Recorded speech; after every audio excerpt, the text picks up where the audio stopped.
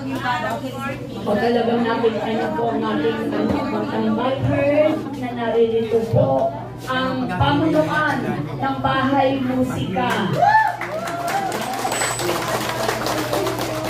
And sa akin pong kaalamanan, talaga naman, you are duly accredited as the NGO dito sa City of Manila.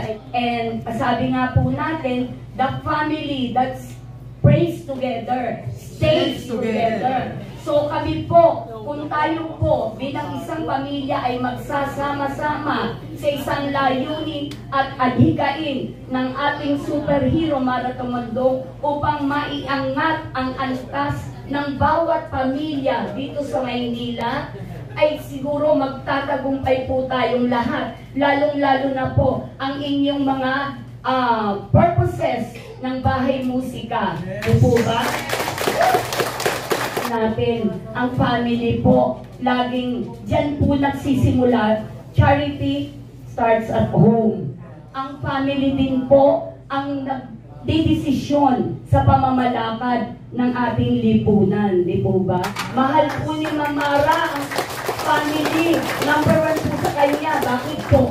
Sapagkat yung parang pinaka nire-respeto at ating iginagalang na family, head of the family, yung ating mga lola at lolo, yung ating mga senior citizens. That's why tinagurian pong senior citizens advocate ang ating pinakamamahal na superhero.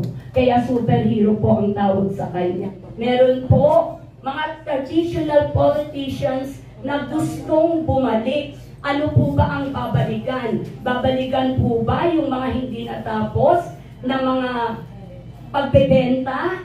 At babalikan po yung mga utang upang muling dagdagan ng utang. At naiwan naman po yung isang mananatili din pong aspiring to stay in power para lalo pong masadlak sa dusa ang Maynila sa kahirapan at korupsyon. Meron po dyan nagsasabi ng babaguhin ang mukha ng Maynila.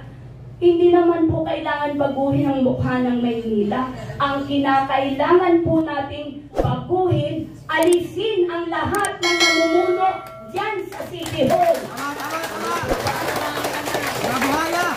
Balikan po natin sila. Palitan ng isang team na katulad po na ang mamumuno ay isang mapagmahal, may malasakit po sa inyong lahat at higit sa lahat, maka-Diyos po. Siya po ang aming captain of the ship. Sama-sama po tayong isasakay sa hindi po isang bangka, isang barko na may nagnanais at layunin na tayo po ay sama-samang hindi po basta pag-agos lang sa tubig.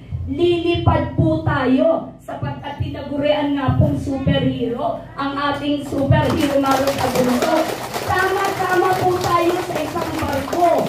Lilipad po tayo sa Manila City Hall upang ating iluklok ang isang tunay na magbabago sa lungsod ng Maynila, ang ating pinagmamalaking superhero Marathon Mondong, ang susunod na alkalde ng Maynila at 2025. Yan po ay nasa inyong desisyon.